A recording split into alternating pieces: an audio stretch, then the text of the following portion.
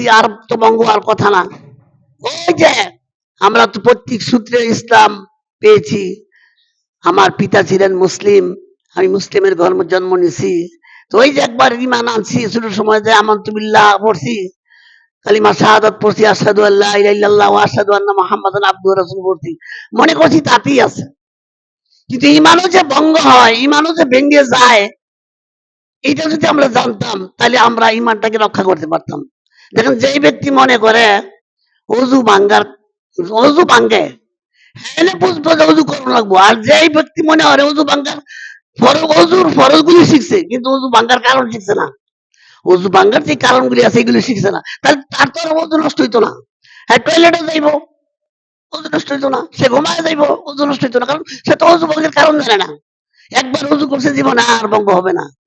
কিন্তু বিষয়টা হলো, আমরা অজু ভঙ্গের কারণ জানি, সালাদ ভঙ্গের কারণ জানি, সিয়াম ভঙ্গের কারণ জানি, কিন্তু ইমান যে ভঙ্গ হয় এটা জানিই না। এমনকি সাধারণ লোক তো দূরের কথা, ভালো এমন কিছু এক পর্যায়ের নামধারী আলম আছে যারা ইমান যে ভঙ্গ হয় তারা জানে না।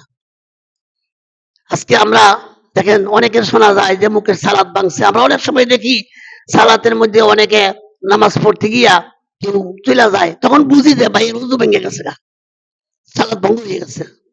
কিন্তু রোজা ভঙ্গ হয়, একজনে খেয়ে ফেলাইছে, রোজা ভঙ্গ হয়। আবার হজ ভঙ্গ হয়, হজের আহকাম গুলি ঠিক মতো পালন না করলে হজ ভঙ্গ হয়ে যায়। কিন্তু ইমান ভঙ্গ হয়েছে আজ পর্যন্ত জীবনে শুনি নাই যে এমন ভাইয়ের ইমান ভঙ্গ হয়েছে, এমন ইমান নষ্ট হয়ে গেছে, এমন শুনি না। বরং নামাজ পড়ে না, তারপরে অবশ্যই বলে কি জানেন, আমার ইমান ঠিক আছে, নামাজ না পড়লে আমার ইমান ঠিক আছে। অথচ মহান আল্লাহ তাআলা কি বলছেন, রাসূল কি বলছেন, মান তারাকা সালাতি মুতাআম্মিদান ফাকাদ কাফারা, যে ইচ্ছা করে নামাজ ছেড়ে দিল সে কুফরি করলো। বাইনাল আবদে ও বাইনাল কুফরে তরকুস সালাত, মুমিন আর কাফেরের পার্থক্য হলো সালাত দিয়া। কিন্তু এক শ্রেণীর মানুষ আছে নামাজ পড়ে না, কিন্তু সে খুব জোর দিয়া বলে আমার ইমানটা বড় শক্ত, ইমান বড় মজবুত, কিন্তু সে জানে না ইমান ভঙ্গের কারণ।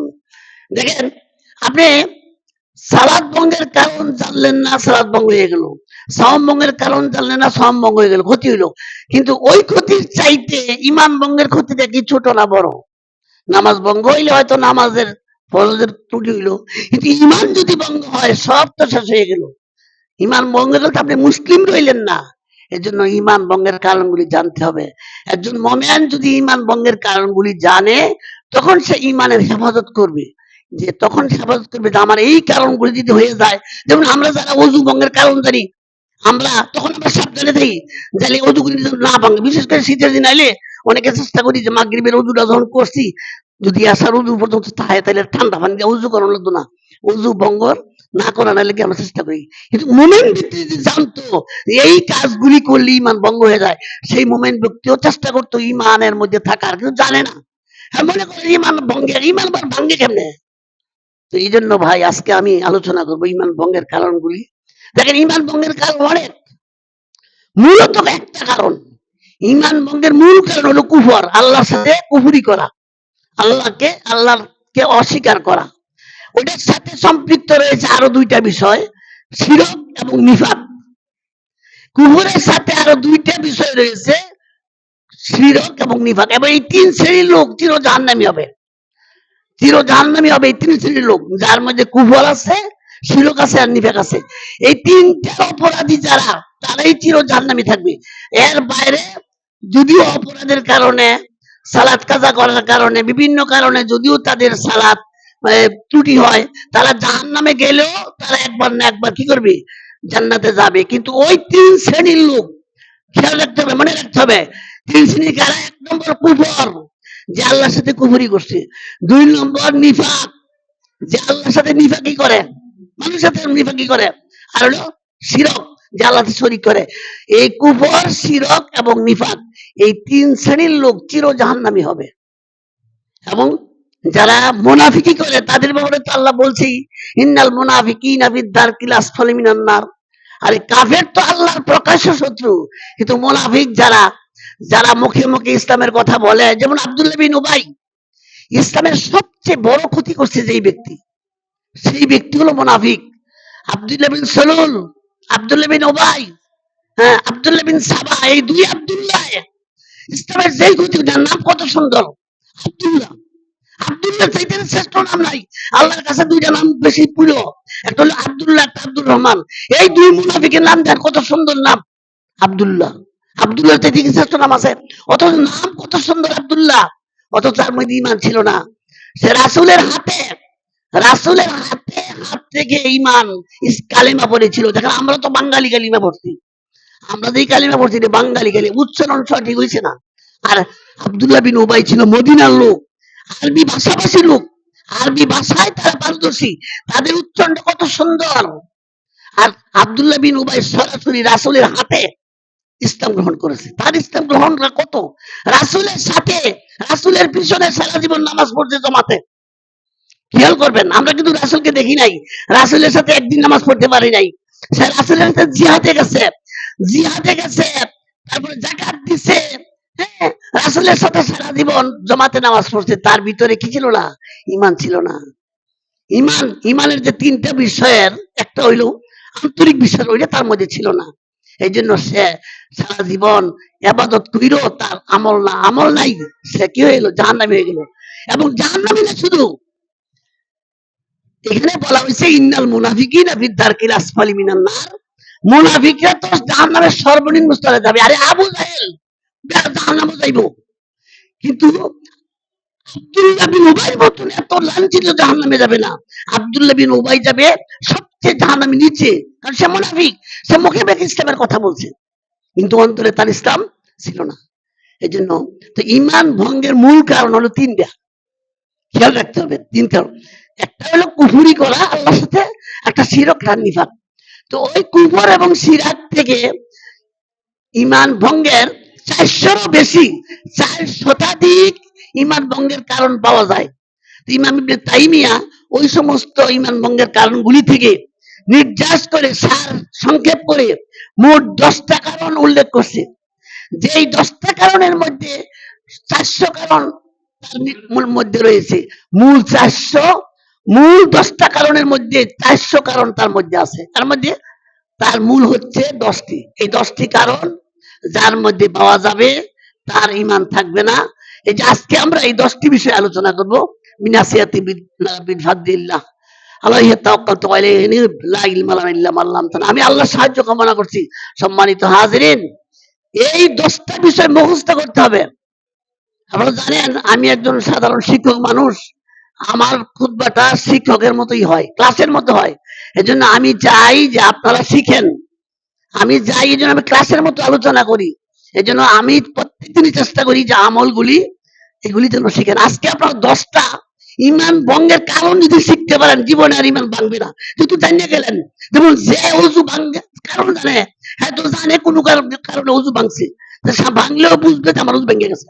এই জন্য আজকে মুসলিমের মধ্যে এক শ্রেণীর লোকেরা ইমান যে ভাঙে জানে না। আরে মাজারে সেজদা দিতেছেন, কিন্তু সে কয় আমি তো খাঁটি মুসলমান, নামাজও পড়ে, মাজারেও সেজদা দেয়, আবার ফিরের পাও সেজদা দেয়, কিন্তু আবার মান্যত দেয় মাজারে, কিন্তু সে জানে না তার ইমান নাই। সে তো কয় আমি তো ইমান আছে, নামাজও পড়ি। কিন্তু এর জন্য আজকে জানতে হবে, এই 10টা বিষয় আপনাকে মুখস্থ করতে হবে। যে এই 10টা বিষয় হইলে, এই 10টা বিষয় যদি আসে তাহলে তার ইমান থাকে না। আজকে আমি 10টা বিষয় আলোচনা করব, সম্মানিত হাজিরিন। তার মধ্যে একটা বিষয় হচ্ছে, এই 10টার মধ্যে প্রথম বিষয়টা হচ্ছে আল্লাহর সাথে শিরিক করা, শিরক বিল্লাহ, আল্লাহর সাথে শিরিক করা। এটা জঘন্য অপরাধ। শিরিকের চাইতে জঘন্য অপরাধ আর পৃথিবীতে নাই। সুলমান লুকমান আসলাম তার ছেলেকে বলছিল, ইয়া বুনাইয়া লা তুশরিক বিল্লাহ ইন্না শিরকা লা যুলমুন আযীম। হে আমার বৎস, হে আমার কলিজার টুকরা সন্তান, লা তুশরিক বিল্লাহ, সাবধান, খবরদার বাবা, শিরিক করো না।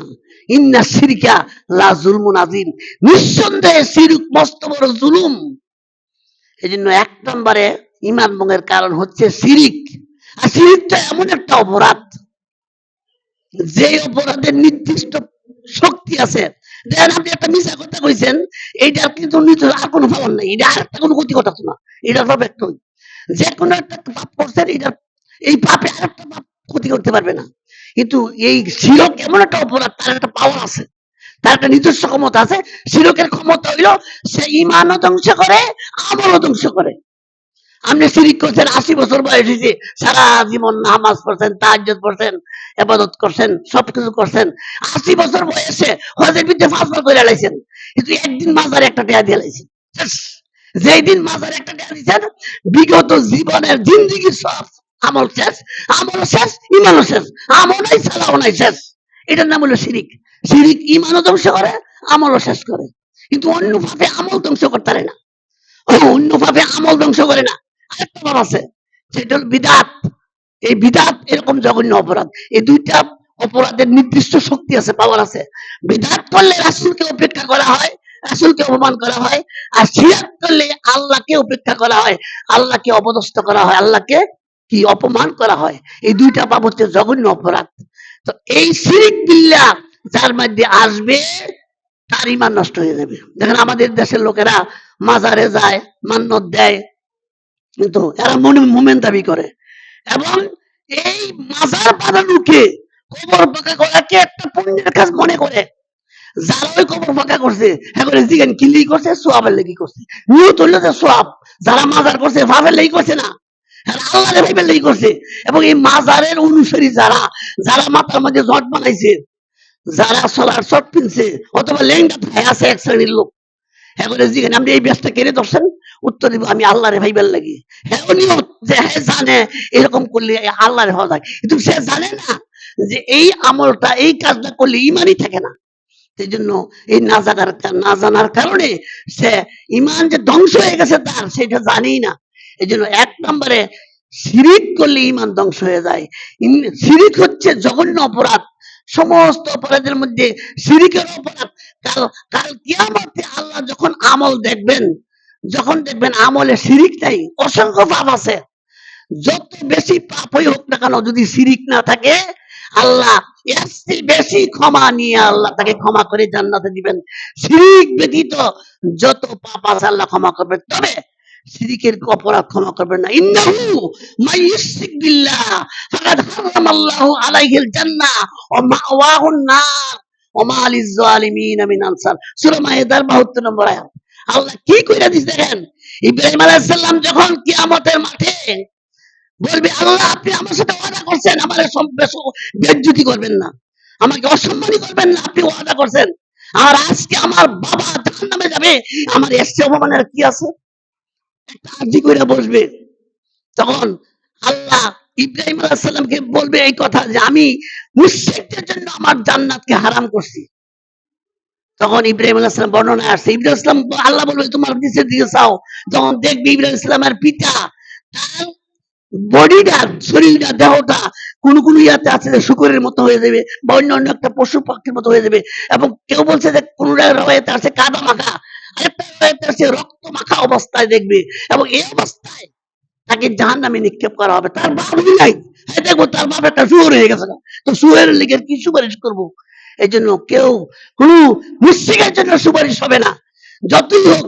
দেখেন আজকে আমরা তো মনে করি যে হ্যাঁ, যে এমুকে আমার তোরাই নিব, এমুক ফিরে আমার বাসায় নিব, যেখানে ইব্রাহিম ইসলাম তার বাবাকে কি করতে পারেন, সাবায়াত করতে পারবেন না। আমাদের বিশ্বনবী সাইয়্যিদুল মুরসালিন এত পাওয়ারি নবী, কিয়ামতের মাঠে একমাত্র সাবায়াতের অধিকার তাকে দেওয়া হবে, কিন্তু তারও আল্লাহ এই ক্ষমতা দিবে না যে তোমার বাবারে তুমি সুপারিশ করো। আর সুপারিশ বিষয়টা এমন হবে, যার জন্য নির্দিষ্ট করা হবে তার জন্যই হবে। মানজাল্লাযী ইয়াশফাউ ইনদাহু ইল্লা বিইজনিহি ইয়ালামু মা বাইনা আইদিহিম, এই আয়াতটা এভাবে আসছে। আল্লাহ যাকে বলবে যে তার জন্য সুপারিশ করো, এর বাইরে কথা তো। আরে সুপারিশের অধিকার দেওয়া মানে কি সবার জন্য না? সবার জন্য না। আল্লাহ অধিকার দিবে, তবে কাকে সুপারিশ করবে ওইটাও ইন্ডিকেট করে দিবে। এই জন্য আজকে আমরা যারা মনে করি হ্যাঁ যে এরকম হবে না, এই জন্য সবচেয়ে বড় অপরাধ হচ্ছে শিরিক। এই ইব্রাহিম আলাইহিস সালামের পিতা আজর শিরিক করত, মূর্তি পূজা করত, বাবাকে অনেক কিছু বলার পরেও তাকে ফিরাইতে পারে না, ইব্রাহিম আলাইহিস সালাম ফিরাইতে পারছে না। হ্যাঁ, শেষ পর্যন্ত নিজেই তার পিতার বিদ্রোহ থেকে সে ওই বাইবেল শহর থেকে সিরিয়াতে ওই কি ফিলিস্তিনে চলে আসেন। তো দেখেন ইব্রাহিম আলাইহিস সালাম তার পিতাকে কি করতে পারে নাই, হেদায়েত করতে পারে নাই।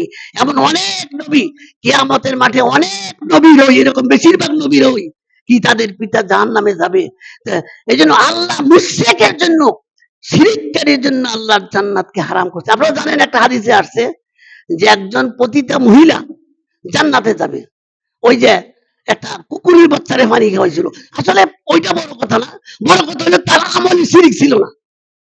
শিরিক ছিল না, ওইটাও বড় কথা না, কথাটা ওই বড় কথা না, তার আমলে শিরিক ছিল না। এই জন্য শিরিক মুক্ত ঈমান যদি থাকে, আমল যত কমই হোক জান্নাতে যাবেন।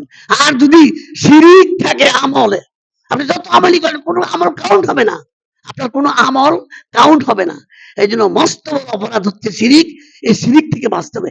এক নম্বর ঈমান ভাঙার কারণ হচ্ছে শিরিক। আজকে আমরা শিরিক বুঝি না, আমরা মনে করি যে এটা শিরিক। যেমন ধরেন একটা লোকে মানে আল্লাহরে বিশ্বাস করে, মনে করেন একটা স্বামী অত্যাচারী স্বামী, সে মদ খায়, নানা রকমের করে, ভাই বই রে কইতাছে টেয়া দাও, বই দেয় না। তখন করছে কি, হ্যাঁ বই রে মাইরা সাবি নিয়া ওই আলমারিতে টেয়া লয়ে যাইতাছে গা। তো ওই মহিলা কইতাছে আল্লাহ তুমি কি কালো হয়ে গেছো গা, তুমি দেও না। এই লোকটা কিন্তু আল্লাহরে বিশ্বাস করে না, বিশ্বাস করলে আল্লাহর কাছে বিচার দিতে হলে, কিন্তু কথাটা কি কইছে, তুমি কি কালো হয়ে গেছো গা, সে কিন্তু শিরিক করে রাখছে। হ্যাঁ বুঝে না, এটা শিরিক করছে। হ্যাঁ কিন্তু বুঝে নাই, হ্যাঁ তো আল্লাহর কাছে চাইতেছে, হ্যাঁ যে কথাটা কইছে আল্লাহ তুমি কি কালো হয়ে গেছো গা। অথচ আল্লাহ হচ্ছেন কি, আল্লাহ সর্বদ্রষ্টা, আল্লাহ সামিউল বাসীর, আল্লাহ সর্বদ্রষ্টা, সব সময় দেখেন। অথচ কথা একটা কয়ে এলেছে, কিন্তু সাথে শিরিক করছে, নিজে বুঝে না। আমাদের দেশে অনেক অহরহ শিরিক হচ্ছে, অনেক শিরিক হচ্ছে যেগুলি আমরা বুঝি না, অনেক শিরিক যেগুলি আমরা জানিও না শিরিক। হ্যাঁ, এগুলি তো শিরিক জানিও না। যেমন মনে করেন আমি একটা বিষয় একজনের দায়িত্ব দিয়ে বললাম যে আপনি একটু করেন, বাকিটা আল্লাহ করবো। কথাটা কত সুন্দর কথা, আল্লাহ ভরসা করলেন, আপনি আল্লাহরে ভরসা করছেন, আপনি করেন, বাকিটা আল্লাহর ভরসা। এটাও এক প্রকারের শিরিক। আর শিরিক এত সূক্ষ্ম, রহিসুল মুফাসসিরিন হযরতে আব্বাস আব্দুল্লাহ ইবনে আব্বাস তিনি বলছেন যে শিরক এত সূক্ষ্ম যে একটা কালো পাথরে, কালো পাহাড়ের পাথর, কালো পাথর, কালো পাহাড় এবং অন্ধকার রাত্রিতে একটি কালো পিঁপড়া হাঁটলে যেমন দেখা যাইবে না, অসম্ভব দেখা, তার চেয়েও কঠিন হলো শিরক। শিরক এমন ভাবে আসবে যেটা মানুষ বুঝবেই না এটা শিরক। যেমন দেখেন আমাদের দেশে একটা স্লোগান আইছে না কিছুদিন আগে, গত কয়েক বছর আগে ছিল, ধর্ম যার যার উৎসব সবার। এটা তো সুন্দর কথা, এটা ঐক্যের কথা, একটা সাম্যের কথা এবং সাম্প্রদায়িক সম্প্রীতির কথা, শুনলে সবাই ভালো লাগে। ধর্ম যার যার উৎসব সবার, এই স্লোগানটা একজনের মুখটা দিয়ে দিছে, একজনের মুখটা এই ইয়াটা বার করে দিছে। অথচ কি কথাটা হলো সিরিকি কথা, কথাটা মারাত্মক সিরিকি কথা। তো এই জন্য বিষয়টা হইলো এগুলি আমরা আজকে শিরিক না বুঝার কারণে, শিরিক না বুঝার কারণে আমরা কিন্তু কি করছি, ওই ওই শিরিকগুলি করছি। যেমন হ্যাঁ ধরেন এরকম অনেক কথা আছে যেগুলি, যেমন এই যে সন্তানের বিষয়ে যেগুলি আমরা জন্ম নিয়ন্ত্রণ করি, এই যে জন্ম নিয়ন্ত্রণ করি, অনেক সময় মনে করি যে একটা সন্তান হলে ভালো হয়, হ্যাঁ দুইটার বেশি আর নয়, এইটাও একটা সিরিকি কথা। আল্লাহ মানুষ দিয়েছেন, আল্লাহ মানুষ দেওয়ার 50,000 বছরের আগে তার কি রিজিক দিয়েছেন, অতএব আপনি খাওয়াইবেন, রিজিক আল্লাহ, আপনি খাওয়ায়, আপনি কেমনে খাওয়াইবেন, সন্তান বেশি খাওয়াই যাচ্ছেন না, এই যে একটা হীনমন্যতার কথা। এটা, তো এটা বিষয়টা হলো, এই বিষয়টা বুঝতে হবে। তো বিষয়টা যদি না বুঝেন তাইলে কিন্তু শিরক করবো। এই জন্য শিরক আজকে আমরা বুঝি না, শিরক না বুঝার কারণে আমাদের মধ্যে অহরহ শিরক হচ্ছে এবং এই শিরক গুলি অত্যন্ত সূক্ষ্ম। আরো এরকম অনেক ছোটখাটো অনেক শিরক আছে। শিরকের বিষয়ে তো আমি একটা খুদ্া কিছুদিন আগে দিছি। এরকম মানুষ না বুঝতে অনেক শিরিক করে, কেউ বুঝতে করে, না বুঝতেও বেশিরভাগ করে। এই জন্য শিরিক থেকে বাঁচতে হবে। আপনি যদি শিরিক থেকে বাঁচতে পারেন তাহলে ইমান রক্ষা করতে পারবেন। 2 নাম্বার ঈমান ভঙ্গের কারণ হলো আল্লাহ এবং বান্দার মাঝখানে মধ্যস্থতা ঠিক করা। আল্লাহ এবং বান্দার মাঝখানে কি করা? মধ্যস্থতা করা। যেমন আল্লাহ সব কাজ, এক শ্রেণীর লোকেরা তারা মনে করে আল্লাহ সব কাজ করে না, আল্লাহ সব কাজ করতে পারে না, এই জন্য আল্লাহর কিছু বিশেষ বিশেষ বান্দা, মুহসিন যারা বান্দা, আল্লাহর ওলি, তাদেরকে আল্লাহ কিছু দায়িত্ব ভাগ করে দিছে। হ্যাঁ, এরকম একটা ধারণা। যারা এরকম ওলি, আবদাল, গাউস, কুতুব, এদেরকে এক এক শহরে এক এক কুতুব আছে, এই কুতুবরা এগুলি দায়িত্বগুলি ভাগ করে নিছে এবং তারা পালন করে, এই যে আকীদা। অথচ আল্লাহ সূরা ওই যে আয়াতুল কুরসিতে কি বলছে, আয়াতুল কুরসি বলছে ওয়াসিয়া কুরসিউস সামাওয়াতি ওয়াল আরদ ওয়ালা ইয়াউদুহু হিফযুহুমা ওয়া হুয়াল আলিয়্যুল আযীম। এত বিশাল বিস্তৃত পৃথিবী, এত কিছু কিছু রক্ষণাবেক্ষণ করতে আল্লাহ ক্লান্ত হয় না। ওয়ালা ইয়াউদুহু হিফযুহুমা, এগুলি রক্ষণাবেক্ষণ করতে আল্লাহ ক্লান্ত হয় না। আল্লাহ ঘুমায় না, লা তাখুযুহু সিনাতুন ওয়ালা নাওম, আল্লাহর তন্দ্রা নাই, নিদ্রা নাই। অথচ কি মানুষ মনে করতেছে কি এরকম ভাবে, তো এরা মনে করে যে আল্লাহ কিছু দায়িত্ব দিয়ে রাখছে। হ্যাঁ, এই জন্য যেমন তারা এটারে মনে করে আল্লাহর সাথে মধ্যস্থতা করে।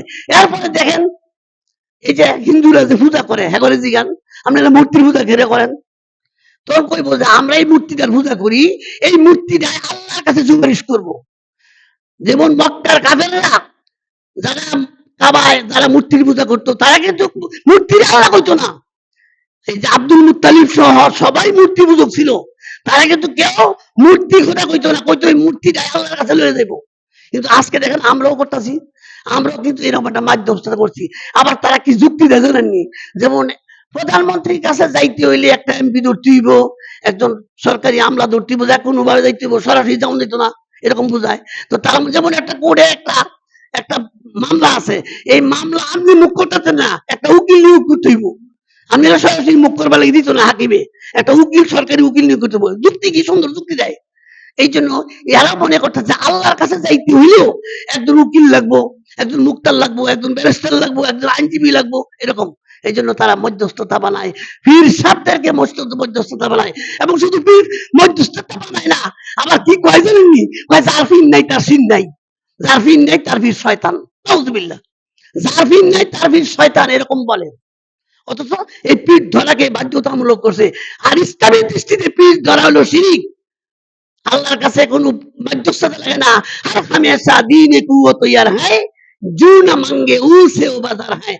আল্লাহ তো তিনি এমন সত্তা, যিনি সদা সর্বদা 24 ঘন্টাই তার দরবার তার খোলা থাকে।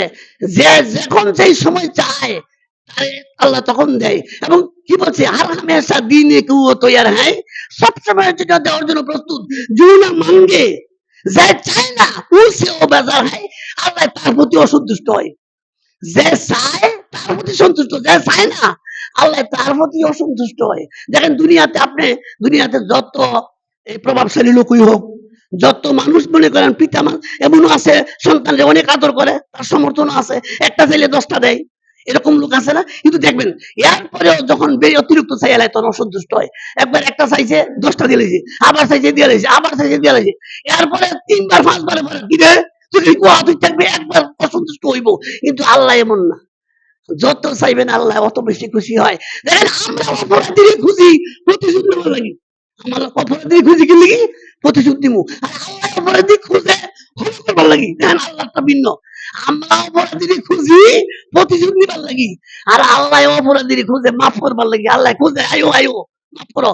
একটা হাদিসে আসছে প্রত্যেক দিন রাতের ভোর রাত্রে যখন হয়, একটা হাদিস, ওই হাদিসে আসছে আল্লাহ ডাকে, কে আছো অভাবী, আমি অভাব মুক্ত করবো, কে আছো বিপদে, বিপদ মুক্ত করবো, কে আছো অসুস্থ, আমি সুস্থ করবো, কে কোন বিপদ আছে আমার কাছে চাও।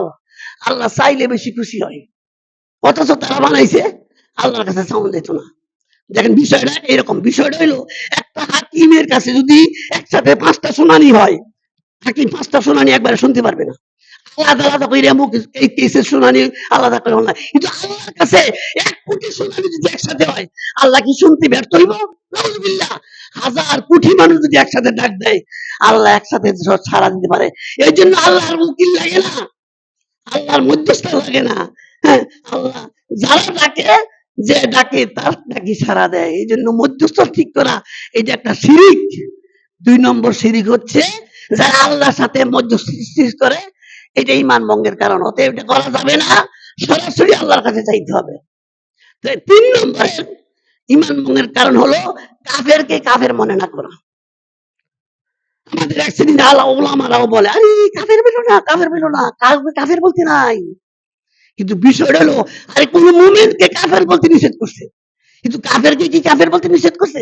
কাফেরকে কাফের বলতে হবে। কেউ যদি কাফেরকে কাফের না বলে তাহলে সে কাফের। আল্লাহ নির্ধারিত, আল্লাহ যাদেরকে কাফের ঘোষণা দিছে, এদেরকে কাফের বলতেই হবে। আপনি যদি বলেন যে না, তাদের তো অনেক সুন্দর সুন্দর আমল আছে, তাদের অনেক ভালো ভালো কাজ আছে, হ্যাঁ, এরকম তাদের কাফের বলা যাবে না, এরকম না।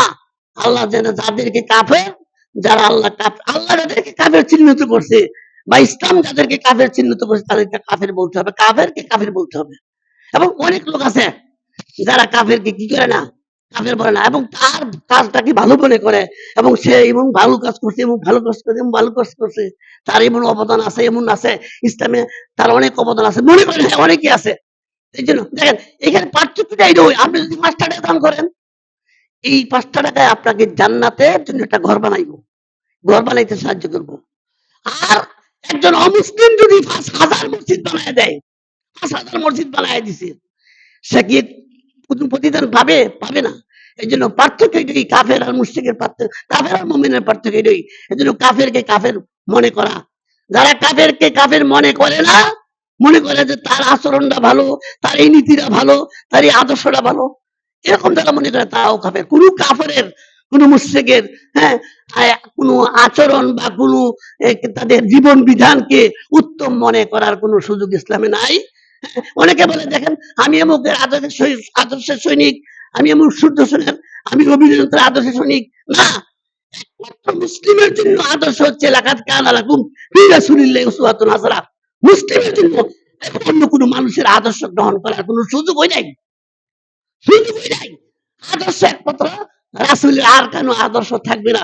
অতএব আপনি যদি কোনো মুসলিমকে ভালো লাগে অমুসলিমকে, তাহলে বোঝা গেল আপনার মধ্যে এই বেদে আইসা পড়ছে, ওই যে ইমান ভঙ্গের যে রূপ, এটা আপনার মধ্যে আইসা পড়ছে। এই জন্য হাদিস শরীফ আসছে, মান তাসাব্বা বিকাউমি ফাহুয়া মিনহুম, যে যারে অনুসরণ করে, যে যারে ভালো লাগে, আপনার যদি কাফেরদের ভালো লাগে, কাফের বিজাতীয় আচরণ ভালো লাগে, তাদের আদর্শ ভালো লাগে, কিয়ামতের দিন আল্লাহ তার সাথে ওই আপনার হাসর করব। এখন বুঝেন, কাফেরদের সাথে হাসর করলে কেমন হাসরটা হইব? এই জন্য যে যারে ভালোবাসে আল্লাহ তাকে কিয়ামতের দিন তার সাথে হাসর করবে। এই জন্য আপনার মহাব্বত রাখতে হবে সালেহিন, সিদ্দিকিন, শুহাদা, তাদের সাথে রাখতে হবে, তাহলে কিয়ামতের দিন নাজাত পাওয়ার উসিলা আছে। আর যদি কাফেরকে ভালোবাসেন, কাফেরকে কাফের মনে না করেন, তাহলে আপনার ঈমান নষ্ট হয়ে গেল। 4 নম্বর হচ্ছে ইসলামের কোন বিষয় নিয়ে ঠাট্টা করা, ইসলামের কোন বিষয় নিয়ে ঠাট্টা বিদ্রুপ করা, কোন বিষয় উপহাস করা, অমান্য করা। যেমন আছে অনেকেই আমরা নামাজ রোজা পড়ে, কিন্তু ইসলামের সব বিষয় মানতে চায় না। যেমন পর্দার বিধান, এটা সেকালের, সেই মধ্যযুগের, এগুলি এখন সোসাইটি, এখন সমাজ, এখন হচ্ছে আধুনিক সোসাইটি সমাজ। এখন কে মানুষকে বুর্কা দিয়া পর্দা করে এরকম চলার আছে, এরকম অহংকার করে, এরকম ভাবে সে কি করে অস্বীকার করে। এই জন্য ইসলামের কোন বিষয়ে ঠাট্টা বিদ্রুপ করা, ইসলামের কোন বিষয় নিয়ে কি করা, হাসি তামাশা করা, কোরআনের একটা আইনকে অবিশ্বাস করা, হ্যাঁ, ঠাট্টা করা, বিদ্রুপ করা। যেমন কোরআনে আসছে চোর ধরার জন্য আইন হচ্ছে আস-সারিকু আস-সারিকাতু আইদিন নাস, চোর কি হোক, মেয়ে হোক, পুরুষ হোক, তার হাত কেটে দাও। ফাক্তাহু ফাক্তাহু আইদিন নাস, তার হাত কেটে দাও। এখন আপনি যদি কোন এটা একটা বড় বড় আইন, এটা হইলো, এটা একটা বড় বড় আইন। এই জন্য ইসলামের কোন বিষয়ের সাথে, কোন আইনের সাথে, কোন বিধানের সাথে ঠাট্টা করা, বিদ্রুপ করা, অপছন্দ করা, এটা হলো 4 নম্বর। যার মধ্যে এই জিনিসগুলি আছে তার ঈমান থাকবে না। অতএব ঈমান রাখতে হইলে ইসলামের প্রত্যেকটা বিষয়ে সামি'না ওয়া আতা'না, সূরা বাকারায় আসছে, ইসলামের বিধানকে মেনে মানবেন, সামি'না ওয়া আতা'না, কোনো যুক্তি নাই। কেন এটা হইলো, কেন হইল না, সামি'না শুনবেন আর মানবেন, কোনো যুক্তি নাই। আল্লাহ হারাম করছে, হারাম, কোনো যুক্তি নাই। আল্লাহ হারাম করছে, হারাম, আল্লাহ বলছে করতে হইব, করতে হইব, কোনো যুক্তি চলবে না ইসলামে। সামি'না ওয়া আতা'না মানে নিতে হবে, এটা হলো ইসলামের বিধান। 5 নম্বর হচ্ছে মন্ত্র, জাদু মন্ত্র করা, জাদু মন্ত্র। আমাদের দেশের লোকের এখানে একটু ভুল করে, মনে হয় জাদু হইলো ওই যে মিউজিক দেয়, এইটাও জাদু, কিন্তু আরো যে জাদু আছে সেটা বুঝে না। জাদু যারা করবে তাদের জন্য জান্নাত হারাম। সূরা বাকারার 102 নম্বর আয়াত। এখানে হযরত সুলাইমান আলাইহিস সালামের এক শ্রেণীর লোকেরা মনে করতো, এই কোরআনে কথাগুলি আসছে, সূরা বাকারার 102 নম্বর আয়াতে আসছে, সুলাইমান আলাইহিস সালামের রাজত্বকে নিয়ে কিছু লোকেরা বলতো যে সুলাইমান আলাইহিস সালাম রাজত্ব কি করে, এই জাদুর মাধ্যমে দেশ চালায়। অনেক জবাবগুলি কোরআনে আসছে, এই কথাগুলি আসছে যে না, সুলাইমান আলাইহিস সালাম জাদুর মধ্যে করায় না। অথচ তারা মনে করছে, যেমন হারুত মারুত দুইজন ফেরেশতার কথাও আসছে, এই দুজন ফেরেশতা তাদেরকেও মানবীয় গুণ দিছিল, মানবীয় গুণ দিয়ে আল্লাহ পৃথিবীতে পাঠাইছিল। মানবীয় গুণ হইলো হিংসা, লোভ, মোহ, ক্রোধ, এগুলি মানুষের গুণ। ফিরিস্তার গুণ তো এটা না। ফিরিস্তার হিংসা নাই, লোভ নাই, মোহ নাই, কাম, ক্রোধ কিছু নাই। কিন্তু এই দুইজন ফিরিস্তারে আল্লাহ মানবীয় গুণ দিয়ে পৃথিবীতে পাঠাইছিল। তারা কিছু মানুষকে কিছু জাদু মন্ত্র শিখাইছিল। হ্যাঁ, বলছিল তবে তো করতে পারবে না, প্রয়োগ করতে পারবে না, প্রয়োগ করতে পারবে না। কিন্তু দেখেন ড্রাইভিং শিখতে পারে কি আর না কইরা পারে। ছেলের বয়স 12 বছর, আপনি তো মোটর সাইকেল শিখে এলেছেন, কইছেন বাবা রে 18 বছর না হলে কিন্তু চালাই যাবে না। শিখাইছি ঠিক আছে, 18 বছর পরে চালাবি। অনেক ছেলে কি এটা মানে? আপনি তখন গেছেন বাড়িতে, চাবি দিয়ে দিচ্ছে চান। ঘটনা হয়েছে মারুতে জাদু মন্ত্র এগুলি শিখাইছিল, শিখাই বলছিল তোমরা প্রয়োগ করবে না, কিন্তু তারা প্রয়োগ করছে। বিষয় এলো হযরত সুলাইমান ইসলাম জাদু মন্ত্র করে নাই, এটি কোরআনে প্রমাণ করছে। জাদু মন্ত্র করার বিষয়টারে আমরা আমরা মনে করি যে কোন অলৌকিক কোনো কিছু ঘটানো, কিন্তু তাবিজ তোমার জাদু এগুলো যে তাবিজ দেওয়া যে জাদু মন্ত্রটা জানি না। এমন জাদু আছে মানুষকে হত্যা করো, কেন জাদু বলে? রাসূল কেউ করছিল, লাবিব নামক এক ইহুদি রাসূলকে জাদু করছিল হত্যা করার জন্য, আপনারা জানেন। সেখানে রাসূলের অবস্থা এমন হয়ে গেছিল যে একেবারে রাসূল মৃত্যু সজ্জায় প্রায়, একেবারে উঠতে পারতেন না। তারপরে জিবরাইল আমিন আইসা বললেন যে ইয়া রাসূলুল্লাহ আপনাকে তো এমনকি জাদু করছে, এই করছে। সূরা নাস আর ফালাকের 11টা আয়াত নাযিল হইলো, আর বলল এইখান থেকে উঠে আনেন এবং কূপের মধ্যে চাপা দিয়ে রাখছে, পাথর চাপা দিয়া আপনার চুল এগুলি দিয়া এইরকম ভাবে চিরুনির মধ্যে দিয়ে মোম দিয়া বানায়া এরকম ভাবে এরকম জাদু করে আপনাকে হত্যা করার জন্য লাবিব নামক এক ব্যক্তি তারপর রাসূলের উঠে আনছে। আর এটার মধ্যে 11টা গিরু ছিল। জাদু মন্ত্র কিন্তু কাছের লোক ছাড়া করতে পারে না। এই যে কালো জাদু এগুলি কাছের লোক ছাড়া করতে পারে না, কারণ এগুলি করতে গেলে আমরা একটা কিছু লাগবো। রাসূলের চুল দিয়া জাদু করছিল, এই চুলের মধ্যে 11টা গিরু দিছে, 11টা গিরু দিয়ে রাসূলকে হত্যা করার এরকম রাসূল জিবরাইল যখন জানছে না, তো জিবরাইল না জানাতে মারাই যেত, জানাইছে। আর রাসূল ওই সূরা রাসূলকে বলা হয়েছে আপনি সূরা নাস ফালাকের 11টি আয়াত পড়বেন আর এই জাদুগুলি ছুটে যাইব। 11টি আয়াত পড়ছে, রাসূলের উপর যে জাদুর গিরু ছিল এগুলো ছুটে গেছে। এই জন্য এইগুলি আছে। কিন্তু আমরা মনে করি জাদু হইলো মিউজিক ঢালি না, তাবিজ করছেন কারো মারার জন্য এরকম ভান দিচ্ছেন, এটাও জাদু, এটাও জাদু। তাবিজ করা, তাবিজ পড়া এটাও জাদু।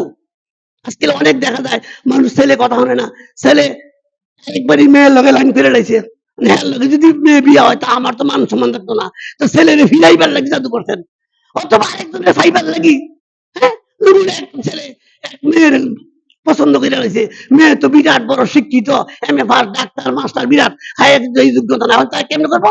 হ্যাঁ তাবিজ, ওই যে জাদুর মাধ্যমে তাকে বশ করার জন্য এরকম এরকম। এগুলি হারাম, এগুলি হারাম।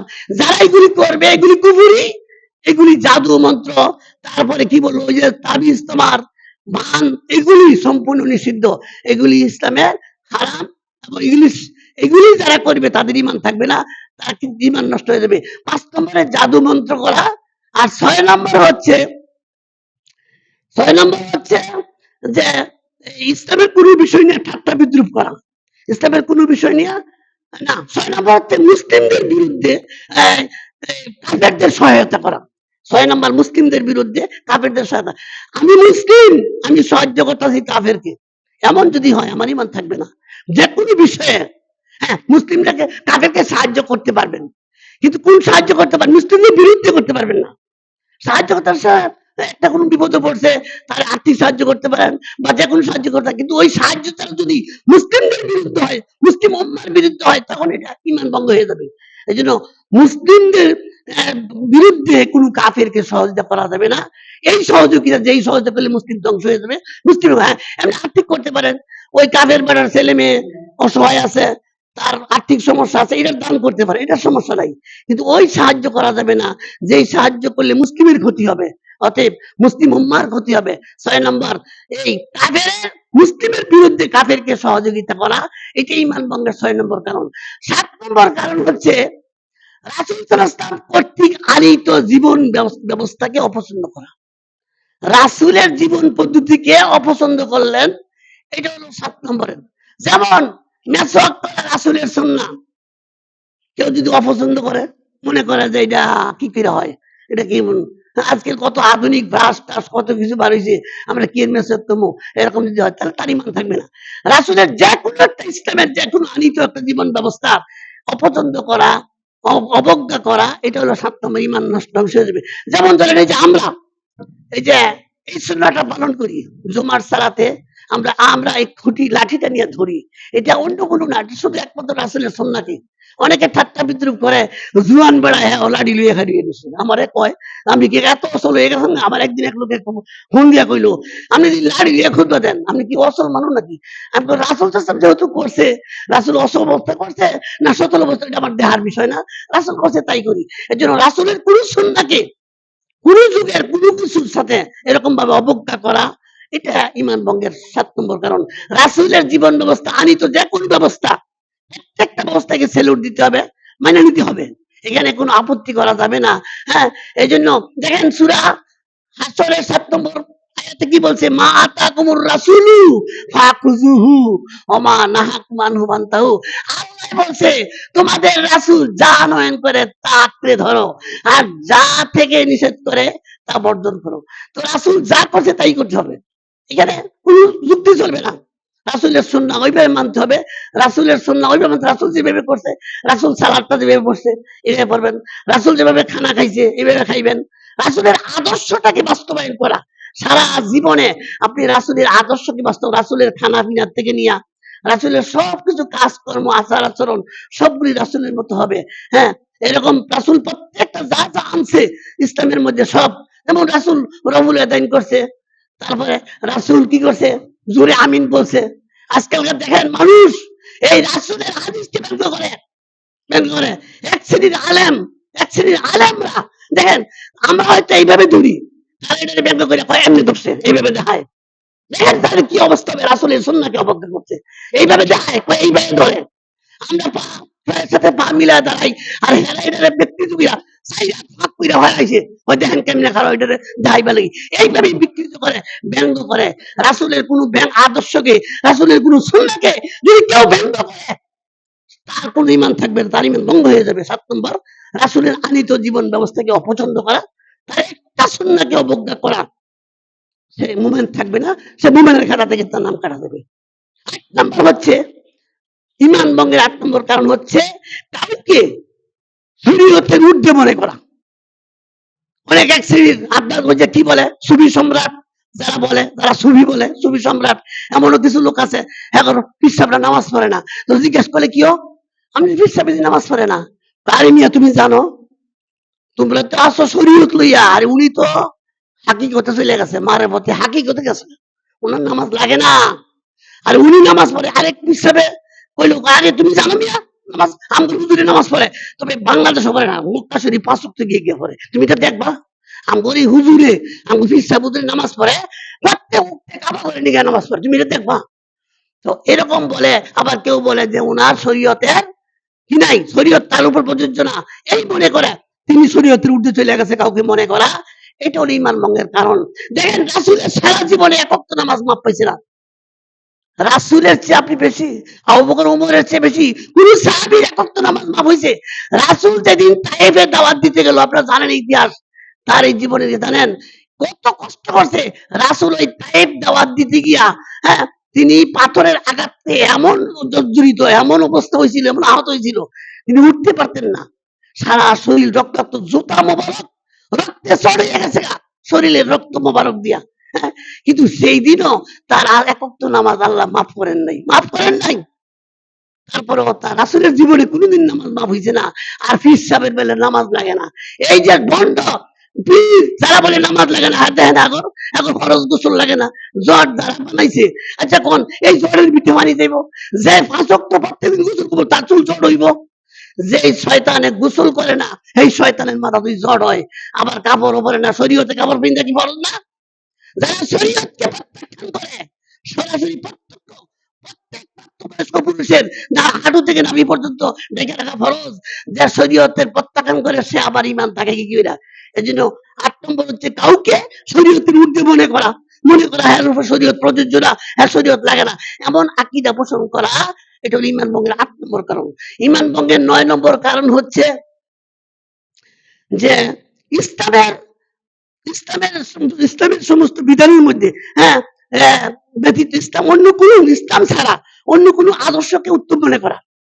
যেমন এক শ্রেণীর লোকেরা কি বলে দেখেন, তারা মনে করে যে ইসলাম শ্রেষ্ঠ ধর্ম। আমরা যদি প্রশ্ন করি অনেকে কয়ে লাইব যে ইসলাম কি ধর্ম, ও উত্তম ধর্ম না অধম ধর্ম, সবাই গুলো উত্তম ধর্ম শ্রেষ্ঠ ধর্ম না, এটা ভুল কথা। কেউ যদি ইসলামকে শ্রেষ্ঠ ধর্ম বলে এটাও ভুল।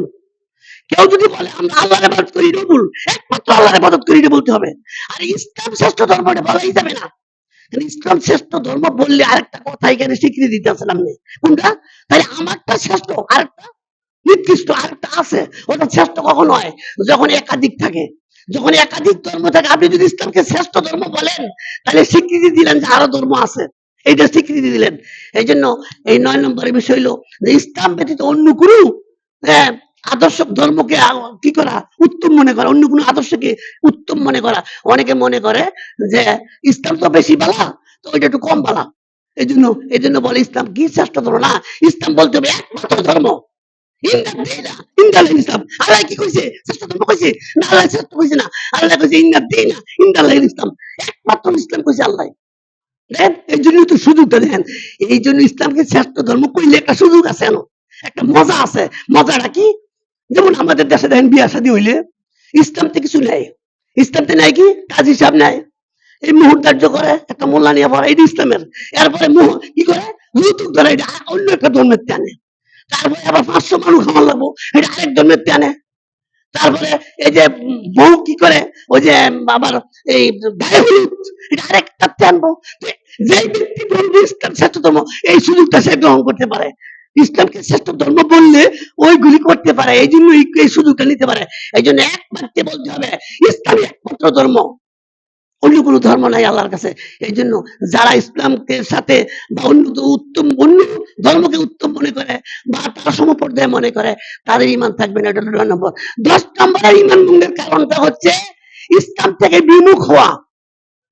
বিমুখ বুঝেননি, ছেলে একটা বিয়া আল্লাহ করছে, বাবা বিয়া করো, না না আমি কোনো ঝামেলা নাই, আমি জীবনে বিয়া করতাম না, সে অস্বীকার করে বললো। এটা হলো বিমুখতা, এটা হলো বিমুখতা। ইসলামের বিষয় এমন আছে, অনেকে নামাজের কথা কইলে না না না ভাই আমি নিতে পারবো না, রোজার কথা কইলে না আমার সম্ভব না। ইসলামের অথবা ইলম শিক্ষার কথা কইলে ইসলাম, ইসলাম মানে কি ইলম শিখতে হবে।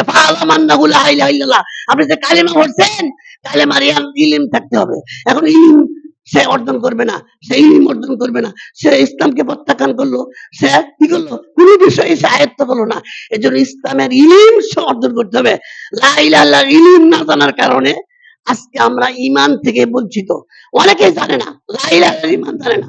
লা ইলাহা ইল্লাল্লাহ অর্থ কইলে 90 জনে কইতারতো না, কইবো আল্লাহ ছাড়া কোনো মাবুদ নেই, তাহলে তো সারছেন।